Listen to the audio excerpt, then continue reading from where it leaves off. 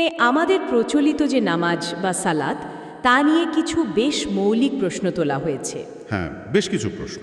মূল কথাটা ওরা বলছে যে নামাজের যে শারীরিক নিয়মকানুন দেখি আমরা, আর এই যে দিনে 5 বার নামাজ পড়া, এই ধারণাগুলো নাকি কোরআনে সরাসরি সেভাবে নেই। জি। এগুলো পরে যোগ করা হয়েছে, এরকমই দাবি করা হচ্ছে ভিডিওগুলোতে। ঠিক, এবং এই দাবিটা প্রতিষ্ঠা করার জন্য তারা কোরআনের বিভিন্ন আয়াতের দিকে যেমন ইঙ্গিত করছে, তেমনি হাদিসের নির্ভরযোগ্যতা নিয়েও বেশ কিছু প্রশ্ন তুলছে। আচ্ছা, আমাদের আজকের উদ্দেশ্য হলো এই যুক্তিগুলো একটু খতিয়ে দেখা, কোনো পক্ষ না নিয়ে নিরপেক্ষভাবে দেখা যে উৎসগুলো আসলে কি বলতে চাইছে। একদম। তাহলে শুরু করা যাক। প্রথম যে বড় বিষয়টা তারা আনছে সেটা হলো কোরআন কি সম্পূর্ণ? কোরআন নিজেই তো নিজেকে সম্পূর্ণ বলছে, তাই না? যেমন সূরা হুদের 1 নম্বর আয়াতে। হ্যাঁ, ঠিক। উৎসগুলোর যুক্তিটা এখানেই। যদি কোরআন নিজেই বলে যে তার আয়াতগুলো সুস্পষ্ট, বিস্তারিত, তাহলে ইসলামের এত বড় একটা স্তম্ভ নামাজ, সেটার রাকাত সংখ্যা বা এই যে 5 ওয়াক্তের সময়সূচি, এগুলোর পরিষ্কার উল্লেখ কেন কোরআনে নেই? এটাই প্রশ্ন। হ্যাঁ, তারা বলছে দেখুন, আল্লাহ যেখানে অজুর মতো বিষয়ের নিয়মকানুনও কোরআনে দিয়েছেন, সূরা মায়েদায় যেমন আছে, তো সেখানে নামাজের পদ্ধতিটা কেন দিলেন না? এটা তাদের কাছে একটু অসঙ্গতিপূর্ণ মনে হচ্ছে। সূরা আল ইমরানের 7 নম্বর আয়াতের কথাও তারা বলছে, যেখানে বলা হয়েছে সুস্পষ্ট আয়াতগুলোই কিতাবের মূল। আচ্ছা, বেশ। এরপরেই আসছে শারীরিক আচার অনুষ্ঠানের বিষয়টা। উৎসগুলো বলছে আল্লাহ তো নিরাকার, তিনি তো সবখানেই আছেন। ঠিক। তাহলে তার সাথে যোগাযোগের জন্য এই যে নির্দিষ্ট দিকে ফেরা, রুকু, সেজদা, এই শারীরিক অঙ্গভঙ্গির প্রয়োজনীয়তাটা কি? কোরআন কি এটা সমর্থন করে? যেমন ধরুন সূরা বাকারার 149 নং আয়াতে যে বলা হয়েছে ওয়াজহাকা বা মুখ ফেরাতে মসজিদে হারামের দিকে। হ্যাঁ, এই ওয়াজাহা শব্দটা নিয়েই তারা প্রশ্ন তুলেছে। ও আচ্ছা। তারা দুটো জিনিস দেখাচ্ছে।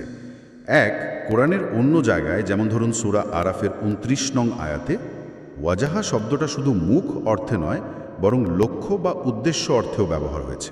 ইন্টারেস্টিং।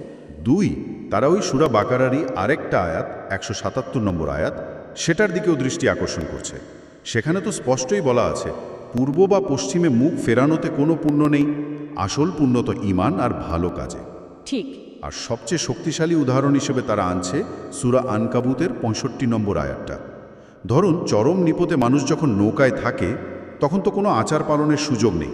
না, তা তো নেই। তখন সে যেভাবে এক মনে আল্লাহকে ডাকে, সেটাকেই তো আল্লাহ খাঁটি ইবাদত বলছেন। কিন্তু যেই বিপদ কেটে যায়, মানুষ আবার শিরকে ফিরে যায়। এখান থেকেই তারা বলতে চাইছে, আসল জিনিসটা হলো আন্তরিকতা, ওই শারীরিক কাঠামোটা নয়। বাহ, যুক্তিটা কিন্তু বেশ ভাবনার মতো। তাহলে এবার আসা যাক 5 ওয়াক্ত নামাজের কথায়। উৎসগুলোর দাবি তো পরিষ্কার, কোরআনে সরাসরি 5 ওয়াক্তের আদেশ নেই।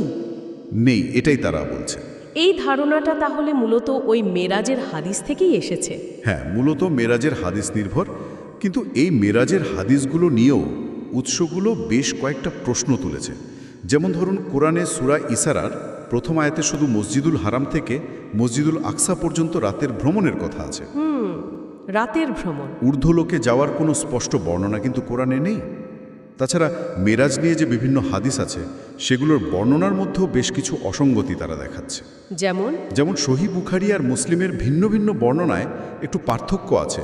কোন আকাশে কোন নবীর সাথে দেখা হয়েছিল, বা ধরুন ওই যে 50 ওয়াক্ত নামাজ কমানোর হিসাবটা, হ্যাঁ, কোথাও বলা হচ্ছে 10 করে কমানো হয়েছে, আবার কোথাও বলা হচ্ছে অর্ধেক করে। এই গরমিলগুলো তারা তুলে ধরছে। এমনকি ঘটনার সময়কাল নিয়েও একটা প্রশ্ন আছে। সময়কাল? হ্যাঁ, মেরাজ তো সাধারণত ধরা হয় নবুয়তের 11-12 বছরের ঘটনা, কিন্তু সূরা নাজমে যে সিদরাতুল মুনতাহার কথা আছে, সেটা তো নবুয়তের 5ম বছরে নাজিল হয়েছিল বলে মনে করা হয়। এই অসঙ্গতিগুলোকেই তারা হাদিসের নির্ভরযোগ্যতা নিয়ে প্রশ্ন তোলার ভিত্তি বানাচ্ছে। বেশ জটিল বিষয়। আচ্ছা, আরেকটা খুব বাস্তবসম্মত প্রশ্ন তারা তুলেছে সময় নিয়ে। পৃথিবীর সব জায়গায় তো সূর্যোদয় বা সূর্যাস্ত এক নিয়ম মেনে চলে না। ঠিক। যেমন ধরুন মেরু অঞ্চলে বা যারা মহাকাশ স্টেশনে থাকেন। হ্যাঁ। তাহলে নামাজের এই নির্দিষ্ট ওয়াক্তগুলো কি সার্বজনীন হতে পারে? এটা কি কোরআনের বিধানের যে সার্বজনীনতার ধারণা, সেটার সাথে মেলে? এই পয়েন্টটাকেও উৎসগুলো খুব জোর দিয়ে বলছে। তাদের যুক্তি হলো, সময়ের ওপর এতটা নির্ভরশীল কোনো বিধান তো আসলে সার্বজনীন হতে পারে না, তাই না? তা তো ঠিক। কারণ কিছু জায়গায় যেখানে দিনের পর দিন সূর্যই ওঠে না বা অস্ত যায় না, সেখানে তো নির্দিষ্ট ওয়াক্ত পালন করা সম্ভবই না। অনেকে যে বলেন কাছের দেশের সময় মানতে হবে, সেই ব্যাখ্যাটাকেও উৎসগুলো ঐতিহাসিক বাস্তবতার নিরিখে প্রশ্নবিদ্ধ করছে। তাদের মূল কথাটা হলো আল্লাহর বিধান তো স্থানকালের ঊর্ধ্বে হওয়ার কথা, তাই সময়ের ফ্রেমে বাঁধা কোনো ইবাদত এর মূল নীতির সাথে কতটা সঙ্গতিপূর্ণ সেটাই প্রশ্ন। তাহলে শেষ পর্যন্ত প্রশ্নটা দাঁড়াচ্ছে হাদিসের ভূমিকা নিয়ে। মানে রাসূল সাল্লাল্লাহু আলাইহি ওয়াসাল্লাম কি কোরআনের বাইরে গিয়ে বা কোরআনের সাথে মেলে না এমন কোনো বিধান দিতে পারেন?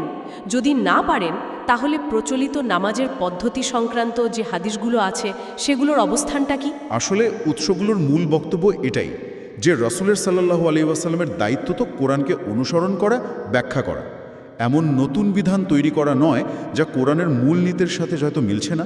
আচ্ছা, তাই যদি কোরআন নিজেই সম্পূর্ণ হয়, আর যদি শারীরিক আচার বা নির্দিষ্ট ওয়াক্ত সার্বজনীন না হয় যেমনটা উৎসগুলো দাবি করছে, তাহলে এই সংক্রান্ত হাদিসগুলোকে পুনর্বিবেচনা করার প্রয়োজন আছে বলে তারা মনে করছে। তাহলে পুরো আলোচনার সারমর্ম করলে দাঁড়ায় এই ইউটিউব উৎসগুলো কিন্তু প্রচলিত সালাতের একেবারে গোড়া নিয়েই কিছু গভীর প্রশ্ন তুলে দিয়েছে। বিশেষ করে এই শারীরিক প্রথা, 5 ওয়াক্তের ধারণা আর এগুলোর সাথে জড়িত হাদিসের নির্ভরযোগ্যতা নিয়ে। তারা মূলত কোরআনকে একমাত্র এবং সম্পূর্ণ বিধানগ্রন্থ ধরে নিয়ে যুক্তি আর বিবেচনার মাধ্যমে ধর্মকে বুঝতে বলছে। একদম। আর এখানে হয়তো একটা চিন্তার খোরাক রেখে আজকের আলোচনা শেষ করা যায়।